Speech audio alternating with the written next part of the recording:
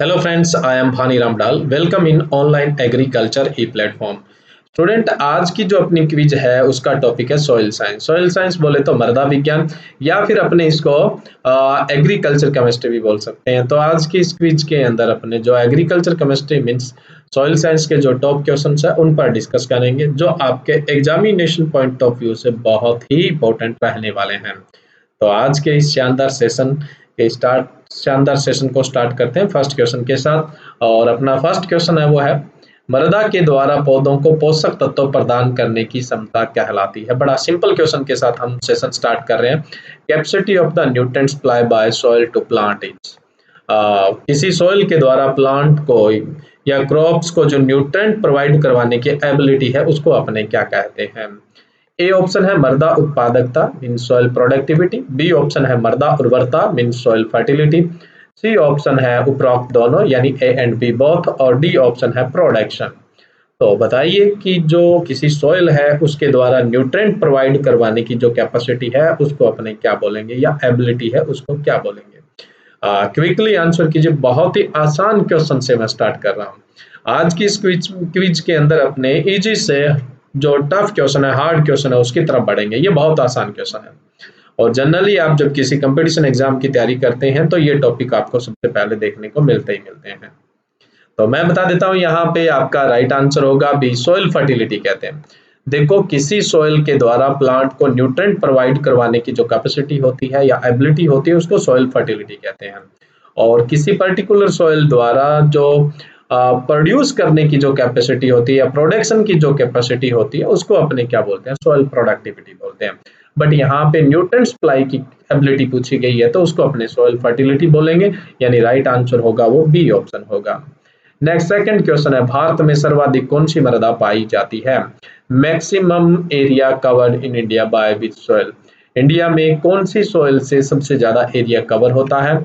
जो यूएसडीए के द्वारा क्लासिफिकेशन दिया गया था उसके अकॉर्डिंग अपने बात करें तो इंसेप्टिसोल, बी है एंटीसोल, सी ऑप्शन है एरिडिसोल, डी है वर्टिसोल। इनमें से ऐसा कौन सा ग्रुप है जिस ग्रुप की सॉइल या जिस ऑर्डर की बात करें तो ऐसा कौन सा ऑर्डर है कि जिस ऑर्डर की सॉइल इंडिया में सबसे ज्यादा देखने को मिलती है। क्विकली आंसर कीजिए, इंपॉर्टेंट क्वेश्चन है ये। तो कौन सी सॉइल इंडिया में सबसे ज्यादा देखने को मिलती है अकॉर्डिंग टू यूएसडीए क्लासिफिकेशन, है ना।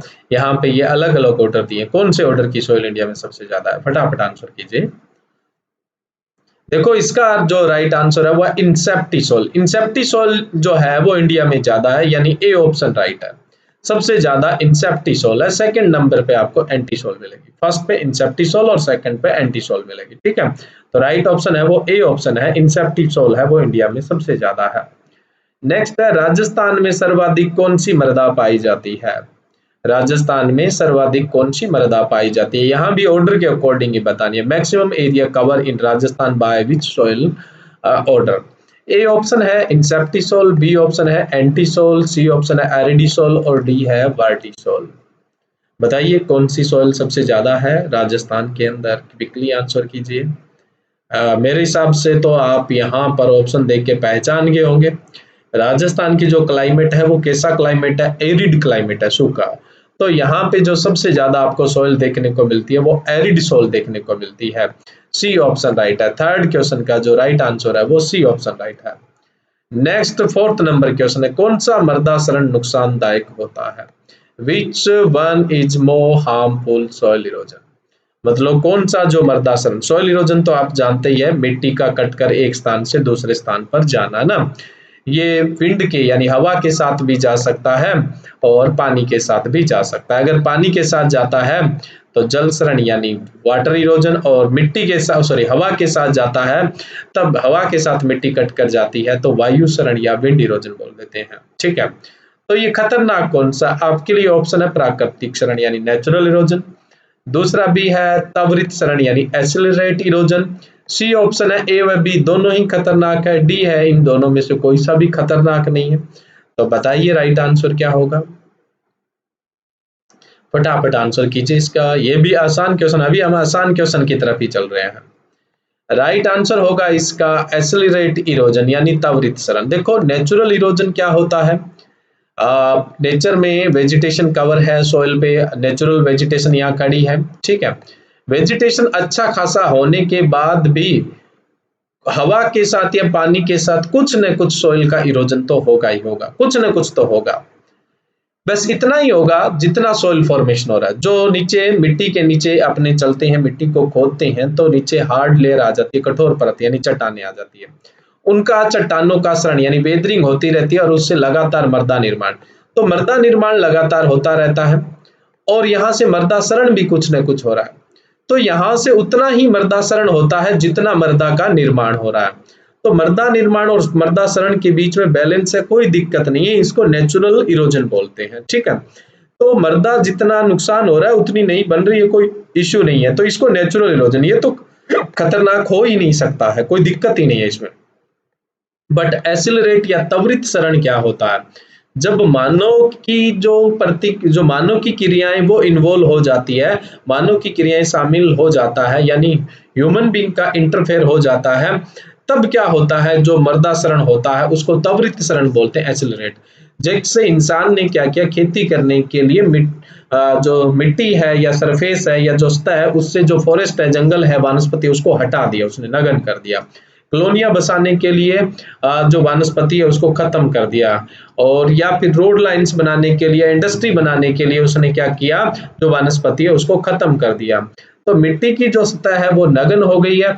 अब यहाँ से मिट्टी बहुत ज्यादा कट कर जाती है, इतनी मिट्टी कट कर जाती है कि उतना निर्माण हो नहीं पाता है। तो इसको अपने त्वरित सरण या फिर एसिलरेट इरोजन बोल देते हैं। तो खतरनाक कौन सा हुआ, एसिलरेट हुआ। हालांकि जो नेचुरल इरोजन है उसमें मिट्टी कट के जाती है बट बहुत कम जाती है, इतनी जाती है उतना निर्माण हो जाता है। नेचुरल इरोजन को कभी भी नहीं रोका जा सकता, कंट्रोल नहीं कर सकते हैं। बट जो त्वरित सरण होता है वो मानव के इन्वॉल्वेशन की वजह से होता है, मानव की क्रियाएं शामिल हो जाती है उसकी वजह से होता है। तो इसको अपने रोक सकते हैं, एसिलरेट इरोजन को रोका जा सकता है, बट ये खतरनाक होता है, हार्मफुल होता है। तो यहाँ पे राइट ऑप्शन कौन सा होगा, अपना बी ऑप्शन राइट होगा। नेक्स्ट 5th नंबर यहाँ क्वेश्चन है, जल द्वारा मृदा शरण का सबसे खतरनाक रूप है, dangerous phase of water erosion. अब देखो यहाँ पर ये पूछा गया है खतरनाक रूप कौन सा है, एक हार्मफुल, एक सबसे ज्यादा नुकसानदायक कौन सा है। नुकसानदायक तो वो होता है जिससे मिट्टी का नुकसान सबसे ज्यादा हो रहा हो, और खतरनाक जिससे बहुत ज्यादा एक साथ मिट्टी चली गई हो। लेकिन हर जगह वैसा नहीं देखने को, तो यहाँ खतरनाक रूप पूछा है, न कि हार्मफुल, यानी सबसे ज्यादा नुकसानदायक नहीं पूछा, सबसे खतरनाक पूछा, डेंजरस पूछा है। अब देखो सिंपली, अगर आपको 4 चीजें पता होगी तो फिर आप अपने आप आंसर दे पाएंगे। पहले मैं इसका ऑप्शन बता देता हूँ, उसके बाद मैं आपको समझाता हूँ, इतने में आप आंसर दे देना। तो इसमें इसने सबसे डेंजरस पूछा है, खतरनाक पूछा है, तो आपके पास ऑप्शन है बौछार शरण यानी स्प्लैश इरोजन, दूसरा है परत शरण यानी शीट इरोजन, तीसरा है रिले शरण यानी रील इरोजन, और चौथा ऑप्शन है डी ऑप्शन है वो स्लिप इरोजन, या जिसको अपने गली इरोजन भी बोल देते हैं। अब जनरली देखो होता क्या है, बारिश की जब बूंद गिरती है बहुत ऊपर से गिरती है, उसमें ताकत होती है। जब बूंद गिरती है तो आपने देखा होगा उसके पास ऐसे मिट्टी हटकर ऊपर की तरफ उछलती है, क्योंकि बूंद के दबाव की वजह से जो मिट्टी की संरचना होती है, मृदा की संरचना, सोइल स्ट्रक्चर होती है, वो ब्रेक हो जाती है। यानी मिट्टी अपनी जगह से जो आसपास के कण थे उनके साथ ऐसे जुड़कर बैठी हुई थी, वो वहां से क्या हो जाएगी, बिखर जाएगी, तितर बितर हो जाएगी। तो ये सबसे पहले मिट्टी ऐसे यहाँ से बिखर जाती है, इसको अपने स्प्लैश इरोजन बोलते हैं। उसके बाद बारिश जैसे जैसे होती जाती है, पानी चलने लग जाता है, रन ऑफ होने लग जाता है सरफेस से। तो इस पानी के साथ क्या होगा कि ये जो मिट्टी क्या है, जिसने अपनी संरचना को खत्म कर लिया है, अब ये मिट्टी के कण फ्री है, ये पानी के साथ बहने स्टार्ट हो जाएंगे।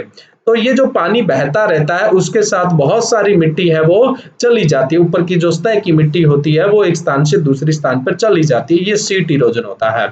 ये मतलब स्प्लैश यानी बौछार शरण का अगला मतलब स्टेप होता है, एडवांस स्टेज होती है, ये दूसरी स्टेज आ जाती है, ये पहली स्टेज थी। उसके बाद क्या होता है, जहां पर जेंटल स्लोप यानी हल्का कहीं पर ढलान होता है, तो वहां क्या होता है, पानी ऐसे कहीं पर बहता है तो वहां ऐसे पतली पतली नालियां सी बन जाती है, बिल्कुल छोटी छोटी नालियां बन जाती है। ये छोटी छोटी जो नालियां बन जाती है उसको रील इरोजन बोलते हैं। ये रील इरोजन होता है, ये सीट इरोजन का एडवांस रूप है, यानी ये तीसरी स्टेज है। उसके बाद क्या होता है, जहां पर ढलान ज्यादा होता है वहां ये रील धीरे धीरे बड़े होते जाते हैं और बड़े बड़े नाले टाइप के बन जाते हैं। कई बार तो इनकी गहराई 50 से 100 फीट तक हो जाती है। बहुत बड़ी बड़ी गहरी गहरी नालियां बन जाती है, जिसको अपने गली इरोजन बोलते हैं। रील इरोजन और गली इरोजन के बीच में फर्क क्या होता है, जब अपने जुताई वगैरह करते हैं तो ये छोटी छोटी नालियां बनी है, रील बनी है, ये खत्म हो जाती है। बट गली जो बनती है इसको खत्म नहीं, ये टिलेज से खत्म नहीं होती है। इनको खत्म करने के लिए इसमें मिट्टी फिल करनी पड़ती है, स्पेशल प्रैक्टिस करनी पड़ती है। तो ये 4 स्टेज होती है जल सरण की। पहली कौन सी होती है, बौछार, दूसरी होती है परत, तीसरी रील और चौथी स्लिप। फर्स्ट प्लेस, दूसरी सीट, थर्ड रील इरोजन और चौथी होती है वो गली इरोजन। तो अब इनमें दिखने में खतरनाक कौन सी है, इन चारों में से आप किसको ऐसे मतलब अलग इम्पैक्ट से बोलोगे ना, मुंह खोखला करके बोलते हैं और देखो और ये कितनी बड़ी नाली बन गई है ना, तो वो खतरनाक है, ये बहुत खतरनाक है क्योंकि यहाँ बहुत गहरी गहरी नालियां बन जाती है, 50 से 100 फीट तक गहरा बन जाता है। तो ये बहुत खतरनाक है। तो खतरनाक अगर रूप पूछ ले, डेंजरस रूप पूछ ले, तब तो गली इरोजन यानी स्लिप सरण होता है। डी ऑप्शन राइट है। अगर आपसे पूछ ले सबसे ज्यादा नुकसानदायक कौन सा है, तो सीट इरोजन होता है। आपने बारिश में देखा होगा ऐसे पानी बहता रहता है, गंदा पानी बहता है, क्यों, क्योंकि उसमें मिट्टी होती है। तो वो अपने को ज्यादा ऐसे दिखता तो नहीं है खतरनाक, बट वो क्या है, मिट्टी बहुत इधर उधर ले जाता है। भारत में जितना भी जल द्वारा शरण होता है उसमें सबसे ज्यादा जो शरण होता है वो किससे होता है, परत शरण से होता है, सीट इरोजन से। तो सबसे ज्यादा नुकसानदायक हार्मफुल पूछ ले, सबसे ज्यादा नुकसानदायक या हार्मफुल पूछ ले तो आप कौन सा बताओगे, सीट इरोजन। बट इसने पूछा है डेंजरस, है ना, यानी सबसे खतरनाक रूप, तब आप कौन सा बताओगे, गली इरोजन बताओगे, डी ऑप्शन। तो इस क्वेश्चन का राइट आंसर है वो डी ऑप्शन राइट है। नेक्स्ट है 6 नंबर क्वेश्चन, लवणीय सारीय मृदाओं को कहते हैं। Saline and alkaline soil is known as. A option है रहली भूमि, बी ऑप्शन है काली ऊसर ब्लैक ऊसर, सी ऑप्शन है व्हाइट ऊसर यानी सफेद ऊसर, और डी ऑप्शन है रहली ऊसर, है ना। अब देखो जो अकेली लवणीय मिट्टी होती है, सेलाइन सॉइल होती है, उसको तो बोलते हैं रहली भूमि, ठीक है। और जो अकेली सारीय होती है, एल्केलाइन होती है, उसको बोलते हैं काली ऊसर बोलते हैं, ठीक है। या सिर्फ उसको क्या बोल दिया जाता है, ऊसर बोल दिया जाता है, या सिर्फ और सिर्फ क्या बोल दिया जाता है, ऊसर।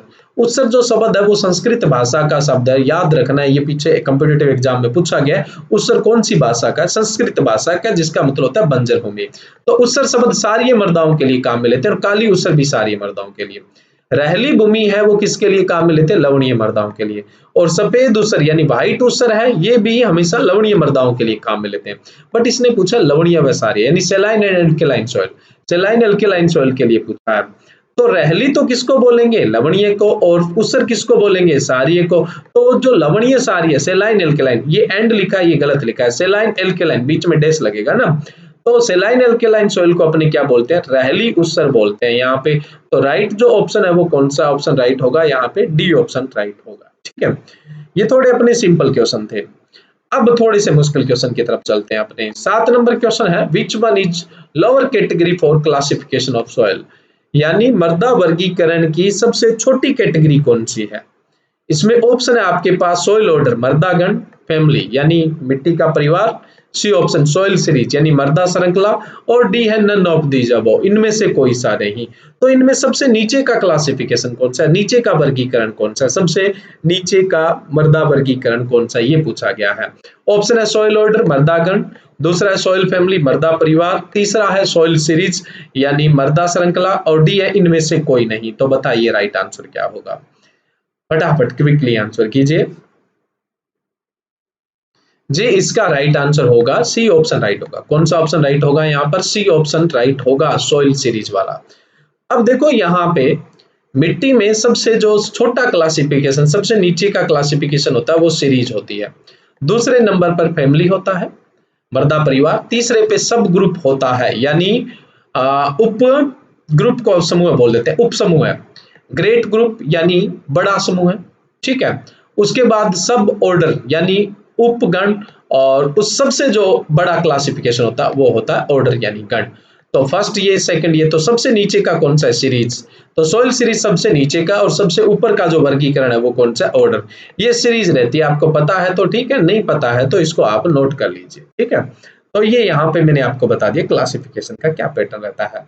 नेक्स्ट है 8 number question, which clay minerals is responsible for cracking in black soil. आपने देखा होगा काली मिट्टी होती है, तो काली मिट्टी जब सूखती है तो उसमें बड़ी बड़ी दरारें पड़ जाती है, और जब अपने पानी देते हैं तो वो दरारें खत्म हो जाती है। तो ये जो मतलब क्रैक जो होती है, इस क्रैक होने के पीछे कारण क्या है, इस मिट्टी का जो क्रैक होना है इसके पीछे कारण क्या है। ए ऑप्शन है, मतलब इसमें कारण क्या है, कौन सा जो मिनरल्स है, कौन सा खनिज है जिसकी वजह से ये क्रैक्स आते हैं, यानी ये सिकुड़ने का गुण ज्यादा होता है। तो ये मिनरल्स कौन सा है, केलोनाइट, बी इलाइट, सी वर्मिकुलाइट और डी मोंटमेरिलोनाइट। इनमें से काली मिट्टी में कौन सा होता है जिसकी वजह से मिट्टी के बीच में बड़ी बड़ी दरारें देखने को मिलती है। बहुत इंपॉर्टेंट क्वेश्चन है ये, 5 स्टार क्वेश्चन है, आप इसको 5 स्टार क्वेश्चन मान लीजिए, ठीक है। तो बताइए यहाँ पर राइट आंसर क्या होगा, क्विकली आंसर कीजिए। देखो यहाँ पर राइट आंसर होगा डी ऑप्शन, मोंटमेरिलोनाइट होता है जिसकी वजह से काली मिट्टी सिकुड़ती है और उसमें दरारें देखने को मिलती है। मोस्ट इंपॉर्टेंट क्वेश्चन है। नेक्स्ट है 9 number question, pH meter major. PH meter होता है वो क्या मेजर करता है। ए ऑप्शन है एच आयन एक्टिविटी, यानी हाइड्रोजन आयन की एक्टिविटी को। बी ऑप्शन है हाइड्रोजन आयन की कॉन्सेंट्रेशन को, हाइड्रोजन आयन की सांद्रता को। सी ऑप्शन है एल्युमिनियम के आयन है उनको, और डी ऑप्शन है सभी को, ऑल ऑफ दिस। तो बताइए जी पीएच मीटर किन चीजों को ऑब्जर्व करता है, फटाफट आंसर कीजिए इसका। ये पीएच मीटर के प्रिंसिपल से लिया गया टॉपिक है, तो बताइए यहाँ पे। देखो जो पीएच मीटर होता है वो हाइड्रोजन आयन की एक्टिविटी, गतिविधि को मेजर करता है। तो राइट आंसर कौन सा होगा, यहाँ पर ए ऑप्शन राइट होगा। नेक्स्ट 10 नंबर क्वेश्चन की तरफ अपने चलें, तो 10 नंबर क्वेश्चन है इसी electrical conductivity metre major. Electrical जो कंडक्टिविटी मीटर होता है वो किसको मापता है, किस चीज को जांचता है। ए ऑप्शन है टोटल साल्ट इन सॉइल, यानी मिट्टी के अंदर जो कुल साल्ट है उनको, कुल जो लवण है उनको। बी ऑप्शन है सोल्यूबल साल्ट इन सॉइल, यानी घुलनशील लवण है उनको। सी ऑप्शन है कुल लवण और घुलनशील, कुल में अघुलनशील और घुलनशील लवण दोनों आ जाते हैं ना, तो इन दोनों को ही। और डी ऑप्शन है इनमें से कोई सा भी ऑप्शन सही नहीं है। तो बताइए यहाँ पे राइट आंसर क्या होगा। जो इसी मीटर है वो किस चीज को मेजर करता है, किसको मापता है, ठीक है। इलेक्ट्रिकल कंडक्टिविटी मीटर, यानी विद्युत चालकता जो मीटर होता है वो किसको मापता है। तो मैं बताता हूं यहाँ पे राइट आंसर है बी ऑप्शन राइट है, सोल्यूबल जो साल्ट होता है यानी घुलनशील लवण होते हैं उनको मापने का काम करता है। नेक्स्ट 11 नंबर क्वेश्चन आपका है, the unit use for the measurement of electrical conductivity is. मतलब जो विद्युत चालकता है उसको मापने के लिए कौन सी यूनिट काम में ली जाती है, कौन सी इकाई काम में ली जाती है, ठीक है।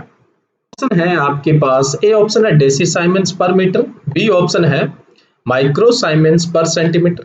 डेसी साइमेंस तो पर मीटर के हिसाब से होगा, माइक्रो साइमेंस है ये पर सेंटीमीटर है ना।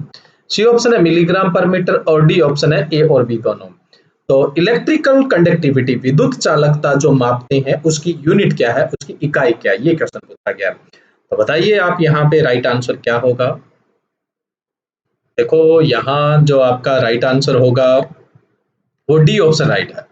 कौन सा ऑप्शन राइट है, डी ऑप्शन, यानी डेसी साइमेंस पर मीटर और माइक्रो साइमेंस पर सेंटीमीटर के हिसाब से अपने विद्युत चालकता यानी इलेक्ट्रिकल कंडक्टिविटी है वो उसकी यूनिट होती है, ठीक है। तो ये डी ऑप्शन आपका यहाँ पर राइट होगा। नेक्स्ट है 12 number question, Olsen method is use for the phosphorus estimation. देखो मिट्टी में जो फास्फोरस की जांच की जाती है उसके लिए अपने कई मेथड काम में लेते हैं, जिसमें से ओल्सन मेथड भी है ना, ओल्सन विधि भी है। तो ओल्सन विधि है कि किस प्रकार की मिट्टी में फास्फोरस एस्टिमेट करने यानी फास्फोरस की मात्रा ज्ञात करने के लिए काम में लेते हैं। ए ऑप्शन है एसिडिक सॉइल यानी अम्लीय मृदाएं, बी ऑप्शन है नेचुरल एंड एल्काली सॉइल यानी उदासीन और जो लवणीय सारीय मृदा है, सॉरी सारीय मृदा है उनके अंदर, सॉरी उदासीन से सारीय मृदा के बीच में, यानी जो उदासीन है उससे लेकर सारीय, तो इसमें उदासीन भी आ जाएगी, लवणीय भी आ जाएगी, सारीय भी आ जाएगी। तो नेचुरल टू एल्काली सॉइल यानी उदासीन से लेकर सारीय मृदा के अंदर ये काम में लेते हैं। सी ऑप्शन है सिर्फ लवणीय मृदाओं में, और डी ऑप्शन है ऑल ऑफ दीज यानी सभी के अंदर। पहला ऑप्शन एसिडिक सॉइल अम्लीय मृदा, B option neutral to alkali soil यानी उदासीन से लेकर सारीय मृदाओं तक, और सी ऑप्शन है सेलाइन सॉइल यानी सिर्फ लवणीय मृदा, और डी ऑप्शन है ऑल ऑफ दिस। तो किसके अंदर ओल्सन मेथड है वो फास्फोरस की मात्रा ज्ञात करने के लिए काम में लिया जाता है, यानी ओल्सन विधि काम में ली जाती है। तो यहाँ राइट जो आंसर होगा वो बी ऑप्शन राइट होगा। कौन सा राइट होगा? B option. उदासीन से लेकर क्षारीय मृदा तक नेचुरल टू एल्काली सॉइल में अगर फास्फोरस एस्टिमेट करना है तो अपने ओल्सन विधि है, ओल्सन मेथड है वो काम में लेते हैं। Next 30 number question, which method use for the determination of the available phosphorus in acidic soil. पहले हमने क्या बात की थी? लवणीय क्षारीय मृदा, सॉरी लवणीय क्षारीय क्या, उदासीन से लेकर क्षारीय मृदा। उदासीन से लेकर क्षारीय मृदा के अंदर अपने फास्फोरस की मात्रा ज्ञात करने के लिए ओल्सन विधि काम में लेते हैं। ये जस्ट पिछले क्वेश्चन में हमने डिस्कस किया, बट ये अगला क्वेश्चन आपको और क्लियरिटी दे देगा। अब इसने क्या पूछा है? इसने ये पूछा है कि अम्लीय मृदाओं में फिर कौन सी विधि काम में लेते हैं। अम्लीय मृदाओं में फास्फोरस एस्टिमेशन करना है या फास्फोरस की मात्रा कितनी है या फास्फोरस अवेलेबल कितना है, कितना उपलब्ध है, उसको ज्ञात करने के लिए कौन सी विधि लेते हैं, अम्लीय मृदाओं में पूछा है। तो ए ऑप्शन है ब्रे विधि यानी ब्रे मेथड, बी ऑप्शन है ओल्सन मेथड। ओल्सन तो नहीं काम में लेते क्योंकि वो तो उदासीन से लेकर क्षारीय मृदाओं तक, ये तो पिछले क्वेश्चन में आ गया। तो बी क्वेश्चन में तो आप सॉरी बी ऑप्शन के लिए तो आपको सोचने की भी जरूरत नहीं है। सी ऑप्शन है वोल्केली एंड ब्लैक जो मेथड है, वोल्केली एंड ब्लैक जो मेथड है वो काम में लेते हैं, या फिर जैक्सन मेथड काम में लेते हैं। तो कौन सा मेथड है, वो कौन सी विधि है जो अम्लीय मृदाओं में फास्फोरस की उपलब्ध मात्रा को ज्ञात करने के काम में ली जाती है? तो बताइए यहाँ पे राइट आंसर क्या होगा? उदासीन से लेकर क्षारीय के लिए तो पिछला क्वेश्चन था, ओल्सन था उसमें, बट अब अम्लीय मृदाओं में पूछा है, तो बताइए राइट आंसर क्या होगा? क्विकली आंसर कीजिए, जल्दी से आंसर बताइए क्या होगा। ए ऑप्शन राइट होगा, ब्रे जो मेथड है वो काम में लिया जाता है। कौन सी विधि काम में लेते हैं? ब्रे विधि काम में ली जाती है। नेक्स्ट क्वेश्चन है 14 नंबर, है ना। 14 नंबर क्वेश्चन है पोटेशियम परमैंगनेट जो होता है KMnO4 होता है, ये किसके लिए अपने काम में लेते हैं? ए ऑप्शन यानी पोटेशियम परमैंगनेट विधि है वो किस चीज को ज्ञात करने के काम में लेते हैं? ए ऑप्शन है उपलब्ध nitrogen, available nitrogen. B option है ऑर्गेनिक कार्बन, है ना, कार्बनिक कार्बन के लिए। सी ऑप्शन है अवेलेबल फास्फोरस यानी फास्फोरस की उपलब्ध मात्रा के लिए। डी ऑप्शन है अवेलेबल पोटेशियम, अवेलेबल पोटेशियम की मात्रा के लिए। तो किसकी मात्रा ज्ञात करने के लिए हम यहाँ पर पोटेशियम परमैंगनेट मेथड है वो काम में लेते हैं? बताइए, बहुत ही इंपॉर्टेंट क्वेश्चन है ये। बताइए क्या आंसर राइट होगा यहाँ पर? पोटेशियम परमैंगनेट मेथड जो होता है, पोटेशियम परमैंगनेट जो विधि होती है वो अवेलेबल नाइट्रोजन ज्ञात करने के काम में लेते हैं। किसको के लिए काम में लेते हैं? अवेलेबल नाइट्रोजन ज्ञात करने के काम में लेते हैं। राइट आंसर क्या होगा? ए ऑप्शन राइट होगा आपका यहाँ पे। देखो पीछे अपने 2-3 क्वेश्चन डिस्कस तो कर लिए हैं कि मिट्टी में जो अवेलेबल न्यूट्रिएंट्स है यानी उपलब्ध जो पोषक तत्व है उसको ज्ञात करने के लिए कौन सी विधि काम में लेते हैं, जैसे फास्फोरस के लिए, नाइट्रोजन के लिए ना। तो अब ये जो यहाँ पर मैंने आपको स्लाइड दी है ये आप यहाँ पर याद रख लीजिए, ये बहुत इंपॉर्टेंट है, ठीक है। जैसे नाइट्रोजन जो है ऑर्गेनिक सॉरी और परसेंटेज ऑफ ऑर्गेनिक कार्बन निकालते हैं तो उसके लिए अपने ऑर्गेनिक कार्बन मेथड लेते हैं। नाइट्रोजन के लिए जैसे पोटेशियम परमैंगनेट मेथड या एल्केलाइन परमैंगनेट मेथड बोल देते हैं, अभी अपने बात की थी। फास्फोरस के लिए अपने जैसे सोडियम बाइकार्बोनेट मेथड काम में लेते हैं। तो ये अलग अलग मेथड दिए हुए हैं कौन कौन से पोषक तत्वों को ज्ञात करने के लिए कौन कौन सी विधि काम में लेते हैं। तो यहाँ पे लिस्ट दी हुई है, अगर आपको पता है तब तो ठीक है, जिसको नहीं पता है वो ये स्क्रीनशॉट लेके याद रख ले। फिर यहाँ पे देखो जनरली क्या दिया हुआ है, अगर कोई सॉइल होती है तो उसमें अगर मात्रा इससे कम होती है या मात्रा इतनी होती है या मात्रा इससे ज्यादा होती है, तो ये 3 कैटेगरी है, लो, मीडियम और हाई। जैसे नाइट्रोजन की बात करें, अगर नाइट्रोजन अपने जांचते हैं और 280 किलो प्रति हेक्टेयर से कम आता है तो नाइट्रोजन कम है।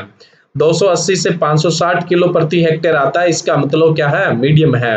और 560 किलो से ज्यादा प्रति हेक्टेयर नाइट्रोजन आता है, इसका मतलब नाइट्रोजन है वो खूब है। तो ये यहाँ पे 3 कैटेगरी दी हुई है, आप इनको भी यहाँ पर याद रख सकते हैं ना, तो ये भी आपके लिए इंपॉर्टेंट है। तो मैंने यहाँ पे स्लाइड दे दी है जिसको आप मतलब स्क्रीनशॉट लेके पढ़ सकते हैं, ये आपके काम की है। अपने इस पर डिस्कस नहीं करेंगे, नहीं तो अदरवाइज अपने क्विज से हट जाएंगे और लेक्चर है वो काफी लंबा चला जाएगा। नेक्स्ट है 15 number question, 15 number question, which instrument use for the estimation of potash. कौन सा इंस्ट्रूमेंट है जो अपने पोटास को एस्टिमेट करने के लिए काम में लेते हैं, यानी पोटास की मात्रा ज्ञात करने के लिए काम में लेते हैं? ए ऑप्शन है स्पेक्ट्रोफोटोमीटर है, बी ऑप्शन है फ्लेम फोटोमीटर है, सी ऑप्शन है कोलोरोमीटर है, और डी ऑप्शन है ऑटोमेटिक नहीं, एटॉमिक ऑब्जर्वेशन है।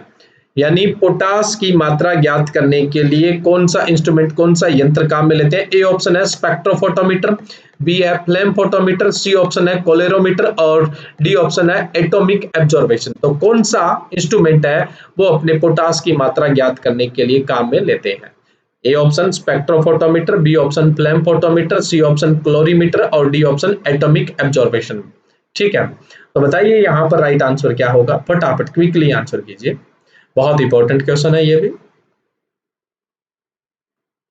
राइट आंसर है इसका बी ऑप्शन राइट है, फ्लेम फोटोमीटर। कौन सा राइट आंसर है? बी ऑप्शन राइट है, फ्लेम फोटोमीटर है। नेक्स्ट है 16 number question. Spectrophotometer is use for determination of, यानी जो स्पेक्ट्रोफोटोमीटर है वो किसकी जांच के लिए काम में लेते हैं? ए ऑप्शन है नाइट्रोजन की मात्रा जांचने के लिए, फास्फोरस की मात्रा के लिए, सी ऑप्शन है पोटास के लिए, और डी ऑप्शन है ऑल ऑफ द अबव, यानी नाइट्रोजन फास्फोरस पोटास, यानी सभी के लिए। तो A option nitrogen, B phosphorus, C potash, और डी ऑप्शन उपरोक्त सभी। तो स्पेक्ट्रोफोटोमीटर किसके लिए काम में लेते हैं? पीछे फ्लेम फोटोमीटर तो हमने बात की पोटास के लिए काम में लेते हैं, तो स्पेक्ट्रोफोटोमीटर है वो किसके लिए काम में लिया जाता है? तो राइट आंसर है फास्फोरस, बी ऑप्शन राइट है यहाँ पे। ठीक है, नेक्स्ट अपने बात करें 17 number question. Consider the following statement related to black soil, यानी यहां पर काली मृदा के लिए कौन सी बात सही है? नीचे दो स्टेटमेंट दिए हुए हैं, उनके हिसाब से अपने को बात करनी है कि भी काली मृदा के लिए इनमें से कौन सी बात सही है।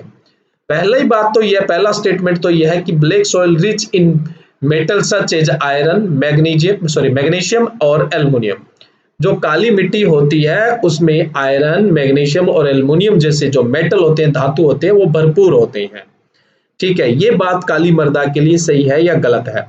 दूसरी बात यह है यहाँ पर typical characteristic of the black soil are swelling and shrinkage. काली मृदा का एक मुख्य लक्षण ये होता है कि वो फैलती बहुत है और सिकुड़ती बहुत है। ठीक है, तो ये दो स्टेटमेंट है, इन दो स्टेटमेंट के हिसाब से आंसर देना है आपको भी। इन दोनों स्टेटमेंट में से काली मृदा के लिए कौन सा सही है? ए ऑप्शन कहता है कि केवल पहला स्टेटमेंट सही है, यानी काली मृदा में आयरन, मैग्नीशियम और एल्युमिनियम जैसे धातु भरपूर होते हैं। बी ऑप्शन कहता है कि सिर्फ बी मतलब दूसरा स्टेटमेंट सही है, यानी काली मृदा फैलती और सिकुड़ती बहुत है। सी ऑप्शन कहता है कि दोनों ही स्टेटमेंट काली मृदा के लिए ठीक है, और डी ऑप्शन कहता है न तो पहला स्टेटमेंट काली मृदा के लिए ठीक है न दूसरा स्टेटमेंट ठीक है। तो बताइए कौन सा राइट होगा यहाँ पे?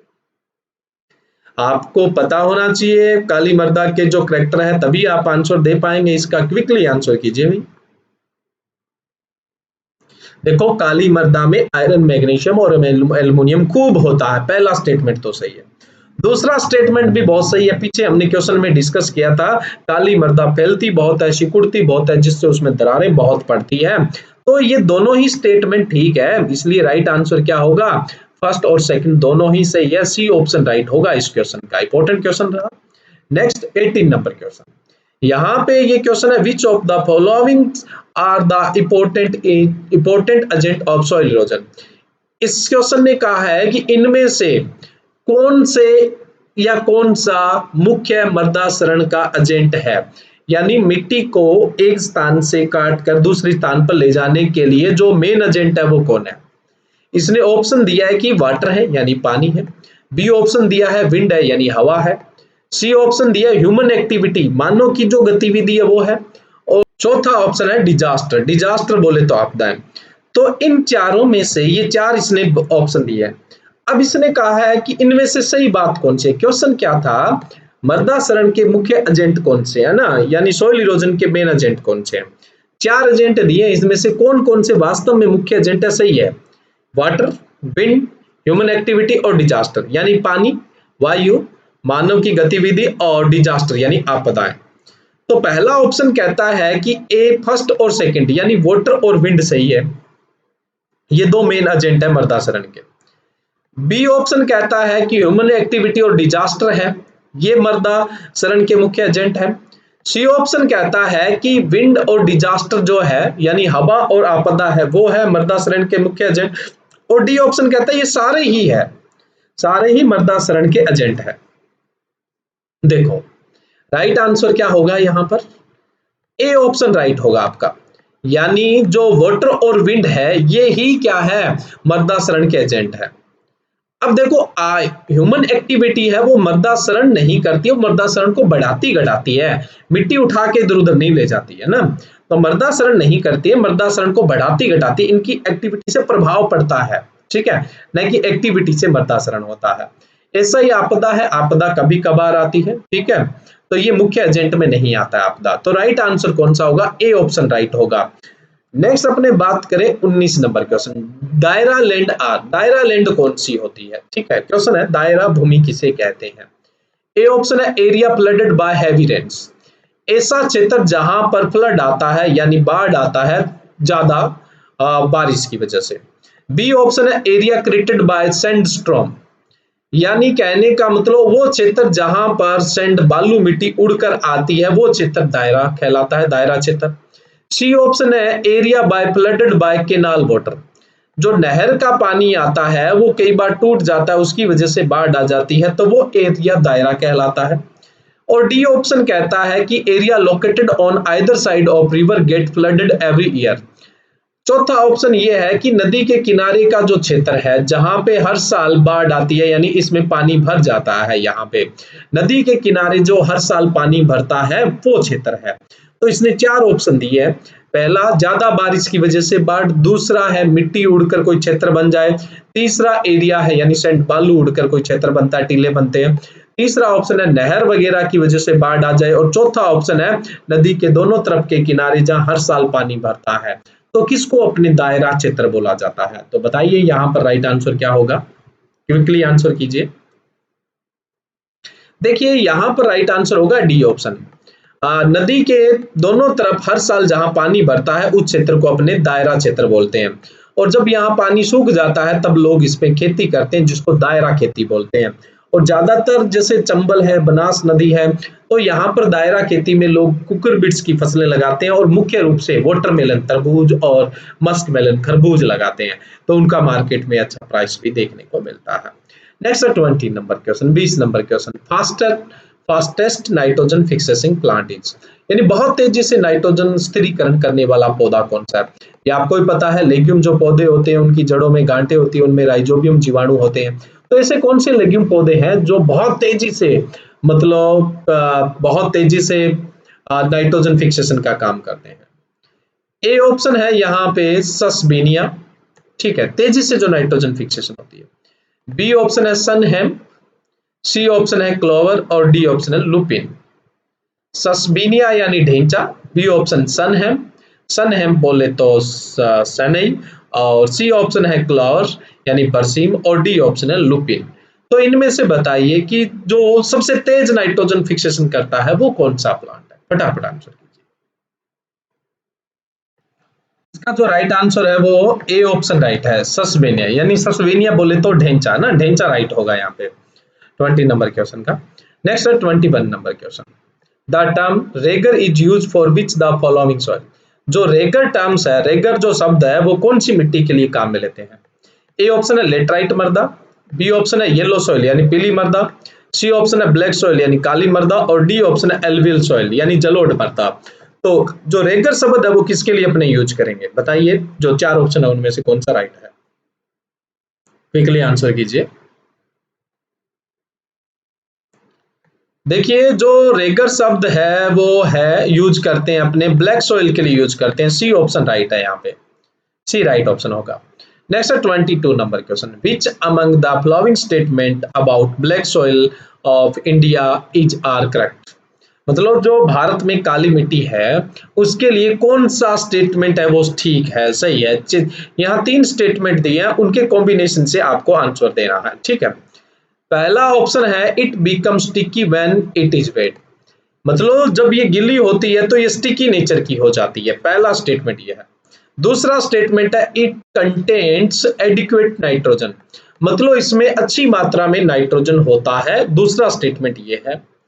तीसरा स्टेटमेंट ये है it is deficient in phosphorus required for the growth of plant, मतलब इसमें फास्फोरस की कमी देखने को मिलती है, फास्फोरस की कमी देखने को मिलती है, बाकी न्यूट्रिएंट्स तो ठीक है बट फास्फोरस की कमी है।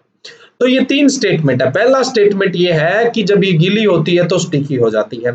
दूसरा स्टेटमेंट है कि इसमें बहुत मात्रा में नाइट्रोजन है, और तीसरा जो है स्टेटमेंट वो है कि इसमें फास्फोरस की डेफिशिएंसी होती है। तो कौन सा स्टेटमेंट है वो काली मृदा के लिए ठीक होगा, बताइए। ए ऑप्शन है सिर्फ पहला स्टेटमेंट ठीक है। दूसरा ऑप्शन है पहला और दूसरा दोनों स्टेटमेंट ठीक है। तीसरा ऑप्शन पहला और तीसरा स्टेटमेंट ठीक है, और चौथा ऑप्शन है पहला, दूसरा और तीनों स्टेटमेंट ठीक है। तो बताइए राइट आंसर क्या होगा। पहला स्टेटमेंट ठीक है, दूसरा स्टेटमेंट भी ठीक है क्योंकि काली मृदा में कार्बनिक पदार्थ खूब होता है तो नाइट्रोजन भी अच्छा होता है, और तीसरा स्टेटमेंट है इसमें फास्फोरस की कमी होती है, ये भी ठीक है। तो डी ऑप्शन राइट होगा। कौन सा ऑप्शन राइट होगा यहाँ पे? डी ऑप्शन राइट होगा। नेक्स्ट है 23 number question. Which of the following soil need little irrigation as it has the feature retain soil moisture. मतलब ऐसी कौन सी मृदा है जिसके अंदर क्या है, मतलब थोड़ा इरिगेशन देना होता है, एक साथ बहुत सारा इरिगेशन नहीं देना होता है उसमें मॉइस्चर की प्राप्ति के लिए वापस से। तो ऐसी कौन सी मृदा है जिसमें अपने थोड़ा थोड़ा इरिगेशन देते हैं? ए ऑप्शन है रेड सॉइल यानी लाल मृदा, बी ऑप्शन है एल्वियल सॉइल, ठीक है, और यानी जलोढ़ मृदा, सी ऑप्शन है ब्लैक सॉइल यानी काली मृदा, और डी ऑप्शन है लेटराइट सॉइल। तो बताइए इनमें से कौन सा राइट है यहाँ पर। थोड़ा पानी दें जिससे उसमें प्रॉपर नमी आ जाती है, ज्यादा पानी देने की जरूरत नहीं होती है, एक साथ थोड़ा थोड़ा पानी अपने थोड़े अंतराल में दिया जाता है। ये ऐसी मृदा कौन सी है? काली मृदा। अगर हमें उसमें एक साथ पानी ज्यादा दे देंगे तो स्टिकी नेचर की हो जाएगी, इसलिए सी ऑप्शन राइट है, काली मृदा यहाँ पे राइट आंसर है। नेक्स्ट है 24 number question. The karewa soil of Kashmir. Kashmir की जो कारेबास जो सॉइल है, करेबास जो सॉइल है, refer to which among the following type of deposits. यानी जो कश्मीर की करेबास सॉइल है वो किस तरह से बनी हुई है, मतलब किस तरह का उसमें मिट्टी है वो जमा हुई है। ए ऑप्शन है यहाँ पे वोल्केन की वजह से, बी ऑप्शन है फ्लूवाइल की वजह से, सी ऑप्शन है लेक्यूस्ट्राइन की वजह से, और डी ऑप्शन है एयोलाइन और ग्लेशियल की वजह से। यानी कश्मीर की जो क्रेबा सॉइल है वो किस तरह से बनी है, यानी किस तरह का डिपोजिशन हुआ है। देखो दो तरह से मिट्टी बनती है ना, एक तो मिट्टी जहां पर चट्टान होती है वहीं पर उसका वेदरिंग होके, यानी उसकी वो चट्टान होती है वो टूट के, यानी उसका अपक्षय होके वहां पर ही वो मिट्टी बना लेती है, ठीक है। दूसरा ये होता है कि चट्टान टूटती है और वो ट्रेवल करती है, ट्रांसपोर्ट करती है और दूसरी जगह जाके सेटल होती है। तो ये दूसरी जगह जाकर जमती है, उसको मतलब जमने के लिए अलग अलग मतलब मीडिया की जरूरत पड़ती है। तो जब ये मिट्टी जमती है ट्रेवल करके तो उससे जो मिट्टी बनती है उसके ही ऑप्शन यहाँ पे दिए हुए हैं। तो कश्मीर की जो क्रेवास मिट्टी है वो किस वजह से बनी हुई है? वोल्केन से, फ्लूवाइल से, ल्यूकिस्ट्राइन की वजह से, एओलाइन या ग्लेसाइल की वजह से। अब आपको ये पता नहीं होगा। देखो कोलिवियम ऑप्शन तो नहीं था, बट कोलिवियम का मतलब होता है कि अपने जनरली क्या होता है, कोई स्लोप होता है वहां से चट्टान टूटती है और वो गुरुत्वाकर्षण बल की वजह से नीचे की तरफ आती है और वहां पर आके जम जाती है। तो इस तरह की जो मिट्टी होती है उसको कोलिवियम बोलते हैं। एक होता है एल्वियम जो पानी के साथ बहकर आती है दूसरी जगह आकर जमा हो जाती है, उसको एल्वियम बोलते हैं। तीसरी होती है लेक्यूस्ट्राइन। लेक्यूस्ट्राइन क्या होती है? देखो पहली मैंने बताया कोलवियम। कोलवियम ऐसे ढलान में चट्टान टूटी, ये चट्टान गुरुत्वाकर्षण की वजह से नीचे वाले एरिया में जमा हो जाएगी, ये कोलवियम। पानी के साथ जो बहकर आती है वो एल्वियम। और जैसे एक ऑप्शन अपना लिकोस्ट्राइन भी था, तो लिकोस्ट्राइन क्या होती है, जैसे झील वगैरह का जो पानी होता है उससे क्या होता है पास में मटेरियल आकर वो जमा हो जाता है, उसको अपने क्या बोलते हैं, लिकोस्ट्राइन बोलते हैं। एक होती है मोराइन। मोराइन जो होती है वो ग्लेशियल जो आइस होती है उनकी वजह से ट्रांसपोर्ट होकर सेटल होती है, मोराइन होती है। और एक होती है लोएस या फिर एओलाइन जो हवा के साथ चट्टानों के टुकड़े दूसरी जगह जाके ट्रांसपोर्ट मतलब दूसरी जगह जाके शिफ्ट हो जाते हैं, उसको अपने लोइस या एओलाइन बोलते हैं। और एओलाइन कौन सी होती है, जैसा कि मतलब जिस तरह से वो ट्रेवल करते हैं उस हिसाब से उनका नाम होता है। जैसे एल्वियल है तो उसके अलावा जैसे कोलिवियल है तो उस तरह से उनके नाम दे दिए जाते हैं, उनको एओलाइन बोलते हैं। तो यहाँ पे क्वेश्चन क्या था, क्वेश्चन ये था कि जो क्रेवास मिट्टी है वो किस तरह से सेटल हुई है, वोल्केन यानी ज्वालामुखी की वजह से बनी है, फुलिवाइल से बनी है, ल्यूकोस्ट्राइन से बनी है, या एओलिन या ग्लिसाइल प्रकार की है। तो यहाँ पे राइट आंसर क्या होगा बताइए। जो कश्मीर की करेवा सॉइल है वो ल्यूकोस्ट्राइन सॉइल है ना, ल्यूकोस्ट्राइन से ट्रांसपोर्ट हुई है, यानी जो झील होती है उसके चारों तरफ जो जमाव की वजह से मिट्टी बनी है उसको अपने क्या बोलते हैं, कश्मीर के अंदर जो बनी है उसको करेवास बोलते हैं, जो ल्यूकोस्ट्राइन से बनी है। यहाँ पे सी ऑप्शन होगा वो राइट आंसर होगा। नेक्स्ट अपने बात करें 25 number question, which among the following type of soil has the largest area cover in India. Bharat में सबसे ज्यादा मिट्टी कौन सी मिट्टी का ग्रुप पाया जाता है, एल्विल यानी जलोढ़ मिट्टी, दूसरा है ब्लैक यानी काली मिट्टी, तीसरा है रेड यानी लाल मिट्टी, और डी ऑप्शन है लेटराइट सॉइल। तो इनमें से कौन सी मिट्टी भारत में सबसे ज्यादा पाई जाती है, ए एल्विल यानी जलोढ़, बी ब्लैक यानी काली मिट्टी, सी यानी रेड लाल मिट्टी, और डी है वो लेटराइट सॉइल। तो कौन सी मिट्टी का ग्रुप सबसे ज्यादा पाया जाता है, बताइए फटाफट आंसर दीजिए। ये बहुत आसान क्वेश्चन है लेकिन बहुत बार पूछा जाता है जी। इसका राइट आंसर होगा एल्वियल मिट्टी, जलोढ़ मृदाएं। भारत में जलोढ़ मृदाएं हैं, ये कुल मृदाओं का 33.5% भाग है, यानी 33.5% हिस्से पर आपको सिर्फ एल्वियल यानी जलोढ़ मृदा ही देखने को मिलती है। ए ऑप्शन राइट है। नेक्स्ट है 26 number question, 26 number question, which of the following is not a correct statement about alluvial soil. यानी जो जलोढ़ मृदा है उसके लिए कौन सा स्टेटमेंट है वो ठीक नहीं है, सही नहीं है। पहला ऑप्शन है alluvial soil is most abundant type of soil found in India. Bharat में सबसे ज्यादा एल्वियल मृदा पाई जाती है यानी जलोढ़ मृदा पाई जाती है। पिछला क्वेश्चन अभी आपने सुना उसके हिसाब से तो ये तो करेक्ट है, तो ये तो आपके लिए पहले ही क्लियर हो गया। बी ऑप्शन है alluvial soil is generally fertile. जो जलोढ़ मृदा होती है वो फर्टाइल होती है, अच्छी उर्वर होती है। सी ऑप्शन है alluvial soil lack nitrogen and tend to be phosphoric. यानी जो एल्वियल जलोढ़ मृदा होती है उसमें कुछ नाइट्रोजन की कमी होती है, बाकी फास्फोरस वगैरह ठीक है, कोई दिक्कत नहीं है। डी ऑप्शन है alluvial soil generally comprise high percentage of clay and retain moisture for long time. Alluvial मिट्टी में क्ले कण बहुत ज्यादा होते हैं और इसमें लंबे समय तक नमी बनी रहती है। ये चार स्टेटमेंट है। पहला तो ये था कि भारत में सबसे ज्यादा है, दूसरा ये स्टेटमेंट है कि ये उर्वर बहुत अच्छी है, तीसरा स्टेटमेंट है इसमें नाइट्रोजन की कमी है बट फास्फोरस है वो बहुत अच्छा है, और चौथा जो ऑप्शन है वो ये कहता है कि इसमें क्ले के कण बहुत ज्यादा है जिसकी वजह से लंबे समय तक नमी बनी रहती है। तो इन चार में से कौन सा स्टेटमेंट है वो ठीक नहीं है, बताइए आंसर दीजिए। देखो इनमें जो स्टेटमेंट ठीक नहीं है वो डी ऑप्शन ठीक नहीं है। देखो इसमें क्ले के कंटेंट बहुत ज्यादा नहीं होते हैं, ये स्टेटमेंट ठीक नहीं है। नेक्स्ट है 27 number question, a origin of the soil also designated as, मतलब इसको अपने किस नाम से डेजिग्नेट करते हैं और किस नाम से इसको जानते हैं। ए ओरिजिन जो होता है, मिट्टी में आपने सॉइल के अंदर ओरिजिन पढ़े होंगे, सबसे ऊपर ए है, ठीक है, उसके बाद बी है, ठीक है, उसके बाद सी है ना, ये तीन ओरिजिन मेन है ना।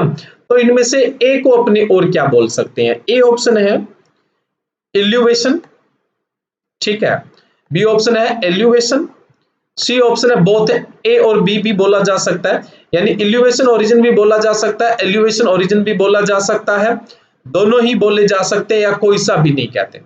देखो अगर मैं बात करूं यहां पर इल्यूवेशन की, तो इल्यूवेशन का मतलब क्या होता है, मिट्टी के ऊपर के स्तर से नीचे के स्तर में जाना। जो मिट्टी के ऊपरी स्तर से कोई भी मटेरियल है, कोई भी साल्ट वगैरह पानी के साथ घुलकर नीचे जाने की जो प्रक्रिया होती है उसको अपने क्या बोलते हैं, इल्यूवेशन बोलते हैं। मिट्टी के ऊपरी स्तर से ऊपर वाले जो ओरिजिन होते हैं वहां से पानी के साथ साल्ट या सेक्सो ऑक्साइड वगैरह होता है, उनका घुलकर नीचे के संस्तरों में जाना क्या कहलाता है, इल्यूवेशन। ए वाला इल्यूवेशन कहलाता है, ये वाला ना। तो ए को अपने इल्यूवेटेड ओरिजिन बोलते हैं। दूसरा है एल्यूवेशन। एलिवेशन का मतलब होता है जो ऊपर से मटेरियल घुल के आया है वो नीचे के स्तर में जाकर जमा हो जाता है, ठीक है, वो सेटल हो जाता है, उसको अपने एलिवेशन कहा जाता है, ठीक है। तो ए को इल्यूवेशन ओरिजिन या एलिवेशन ओरिजिन बोलेंगे या दोनों ही बोलेंगे या इनमें से कोई सा नहीं बोलते हैं। अभी मैंने बताया ऊपर के स्तर से, यानी ए से मटेरियल घुलकर नीचे जाता है तो वो क्या है, इल्यूवेशन है। ए ऑप्शन राइट है। कौन सा ऑप्शन राइट है यहाँ पे, ए ऑप्शन।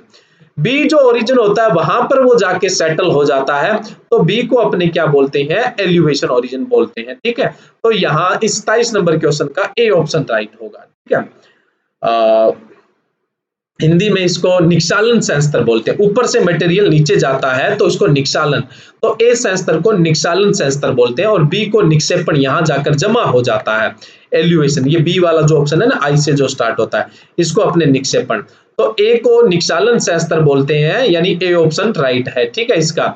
और बी जो होता है उसको अपने निक्षेपण संस्तर, यानी आई से जो इल्यूवेट बनता है वो ओरिजिन बोलते हैं, बी संस्तर को ध्यान रखना है यहाँ पे।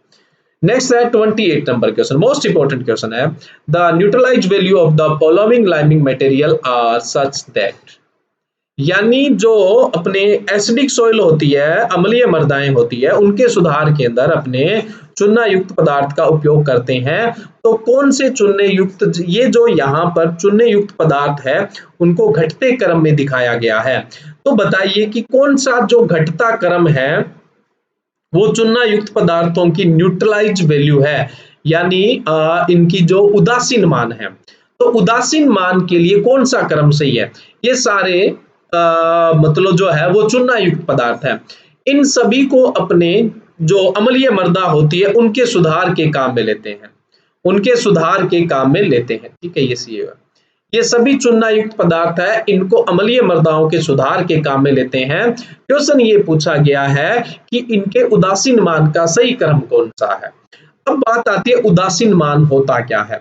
देखो एक चीज आपको ध्यान रखनी है, भारत में अम्लीय मृदाओं के सुधार के लिए सबसे ज्यादा जो काम में लेते हैं वो कैल्शियम कार्बोनेट लेते हैं। कौन सा काम में लेते हैं, कैल्शियम कार्बोनेट, जिसको आप कैल्साइट भी बोल देते हैं।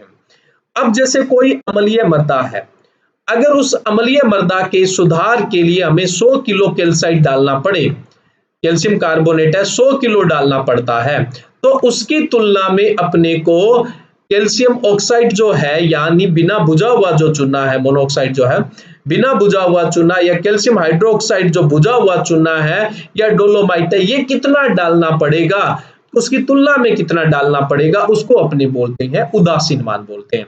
तो ये 4 सीक्वेंस दिए हुए हैं, उनमें से राइट सीक्वेंस आप बता दीजिए। मैं ऑप्शन यहाँ पे नहीं पढ़ूंगा, आपको स्क्रीन पे दिख रहे हैं, आप बता दीजिए राइट ऑप्शन कौन सा है। यानी उदासीन मान ज्यादा किसका है, फिर कम किसका है, फिर कम किसका है, फिर कम किसका है, इस तरह से बताना है आपको।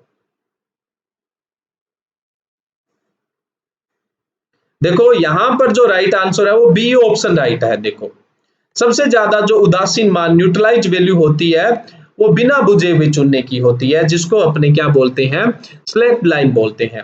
उसके बाद हाइड्रेट जो लाइम होता है उसकी होती है कैल्शियम हाइड्रोक्साइड जो होता है, उसके बाद जो डोलोमाइट होता है उसकी होती है, और उसके बाद है वो कैल्शियम कार्बोनेट। तो कैल्शियम कार्बोनेट के लिए अब तो अपने कितने उदासीन मान लेके चलते हैं, 100। अब 100 किलो कैल्साइट दे रहे हो, अगर आपके पास कैल्साइट नहीं होता उसकी जगह आपको बिना बुझा हुआ चूना यानी स्लेक्ट लाइम देना होता तो कितना देना होता, हाइड्रेट लाइम देना होता तो कितना देना होता, और डोलोमाइट देना होता तो कितना होता। देखो कैल्साइट अगर 100 किलो चाहिए तो उसकी जगह पर अगर हम यहाँ पे कैल्शियम ऑक्साइड काम में लें तो 179 केजी देना पड़ेगा। कैल्शियम हाइड्रोक्साइड यानी बुझा हुआ चूना काम में लें तो 136 किलो काम में लेना पड़ेगा, और डोलोमाइट काम में ले तो 108.7 किलो काम में लेना पड़ेगा, और कैल्साइट तो आपको पता है 100 किलो, इससे तो तुलना की जाती है। अब कई बार ये भी क्वेश्चन पूछ लिया जाता है कि जो चूना युक्त पदार्थ है उनका उदासीन मान किससे तुलना करते हुए निकालते हैं, जो सबसे ज्यादा प्रचलित है उसी से तुलना करेंगे, और सबसे ज्यादा प्रचलित कौन सा है, कैल्साइट सबसे ज्यादा प्रचलित है। और बेसिक स्लेक है वो तुलनात्मक कम देना पड़ता है, 86 किलो देना पड़ता है। तो सीक्वेंस में अगर बेसिक स्लेक सबसे लास्ट में लिखा होता तो और भी ठीक था, कोई दिक्कत नहीं थी। जैसे यहाँ पर अपने ये बेसिक स्लेक भी लिख सकते हैं, ठीक है, बीएस लिख देता हूँ, बेसिक स्लेक भी, तो ये फिर भी ये सीक्वेंस और भी अपना लंबा हो जाता, बट है तो बी राइट, इसमें कोई दिक्कत नहीं है, बट बेसिक स्लेक है वो भी अपने यहाँ पर मेंशन कर सकते हैं। नेक्स्ट है 29 number question, source of magnesium. Source of magnesium, magnesium का सोर्स क्या है, मिट्टी में मैग्नीशियम कहां से आता है। ए ऑप्शन है ऑर्थोक्लेज से, बी ऑप्शन है माइका से, सी ऑप्शन है डोलोमाइट से, और डी ऑप्शन है मैग्नेटाइट से। तो बताइए मैग्नीशियम का सोर्स कौन सा, इनमें से मैग्नीशियम का सोर्स कौन सा है। अभी पीछे के क्वेश्चन में मैंने पीछे की स्लाइड में नाम लिया था, तो आप देख लो कौन सा होगा। अब तक तो आंसर ही आ जाना चाहिए था। डोलोमाइट राइट होता है। कौन सा होता है? डोलोमाइट। डोलोमाइट के अंदर मैग्नीशियम होता है, तो मिट्टी को डोलोमाइट से मैग्नीशियम मिलता है। देखो डोलोमाइट का फॉर्मूला ये है, इसमें कैल्शियम भी होता है और मैग्नीशियम भी होता है, ठीक है। तो मैग्नीशियम मिलता है डोलोमाइट से, कहने का मतलब। 30 नंबर क्वेश्चन है, कॉन्ट्रास्ट टू पेडोजो सॉरी पेडोजोलाइजेशन। पेडोजोलाइजेशन क्या है? पेडोजोल सॉइल का बनना पेडोजोलाइजेशन होता है। ए ऑप्शन है इसका लेटराइजेशन, बी ऑप्शन है गेलाइजेशन, सी ऑप्शन है पेडोट्यूबरेशन और डी ऑप्शन है इल्यूवेशन। देखो क्वेश्चन क्या है, क्वेश्चन ये है कि जो पेडोजोलाइजेशन प्रोसेस होती है उसका विपरीत प्रोसेस क्या है। पेडो जो पेडो सॉरी पेडोजोल सॉइल जो होती है या पेडोजोलाइजेशन होता है वो क्या होता है। पेडोलाइजेशन का मतलब होता है कि जो साल्ट होते हैं वो नीचे की तरफ पानी के साथ चले जाते हैं। जो साल्ट होते हैं वो पानी के साथ नीचे चले जाते हैं, ऊपर जो होते हैं वो सिलिका वगैरह बच जाती है, जिसकी वजह से सॉइल होती है वो एसिडिक हो जाती है। इस प्रोसेस को अपने पेडोजोलाइजेशन कहते हैं। पेडोजोल, इससे पेडोजोल सॉइल बनती है, ठीक है। जो साल्ट होते हैं वो नीचे चले जाते हैं, सिलिका ऊपर रह जाती है, जिससे सॉइल एसिडिक हो जाती है। तो इसके विपरीत प्रक्रिया कौन सी है? देखो तो विपरीत कौन से 4 ऑप्शन थे आपके पास। लेटराइजेशन है, उसमें क्या होता है, सिलिका तो पानी के साथ घुलकर नीचे चली जाती है और साल्ट ऊपर रह जाते हैं, तो उसको अपने लेटराइजेशन बोलते हैं। तो जस्ट विपरीत कौन सा हो गया? लेटराइजेशन हो गया। ए ऑप्शन राइट है यहाँ पे। राइट आंसर कौन सा होगा? A option. नेक्स्ट है 31st number question. First manufacture fertiliser in India is. Bharat में सबसे पहला कौन सा उर्वरक बना था? ए ऑप्शन है single super phosphate, B option है double super phosphate, C option है यूरिया और डी ऑप्शन है ट्रिपल सुपर फास्फेट, टीएसपी है ना यहाँ पे, ये पूरा ऑप्शन नहीं है, ट्रिपल सुपर फास्फेट। तो भारत में जो पहला उर्वरक बना था वो कौन सा, इन चारों में से बताइए। ए ऑप्शन राइट है, सिंगल सुपर फास्फेट है वो राइट है। और भी बहुत सारे क्वेश्चन है जिसको अपने और नेक्स्ट क्विज में कवर करेंगे। आज की इस क्विज में बस इतने क्वेश्चन, क्योंकि काफी टाइम हो गया, काफी लंबा लेक्चर जा रहा है, तो आज की क्विज में बस अपने इतने ही क्वेश्चन। नेक्स्ट क्विज जल्दी ही सॉइल साइंस के अपने लेके आएंगे। Thank you.